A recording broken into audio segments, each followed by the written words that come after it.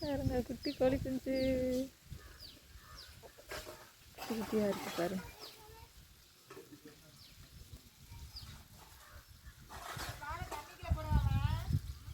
பாருங்க நம்மளோட கோழி குஞ்சு பொரிச்சிருக்கு. குட்டி குட்டி குஞ்சாக இருக்குது பாருங்கள். பக்கத்தில் போனோம்னா கொத்தும் நம்மளை.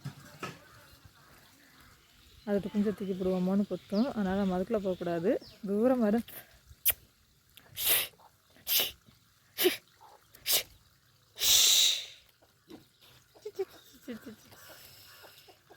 தூரம் வந்து பாருங்க பாருங்க அழகாக இருக்குது பாருங்க.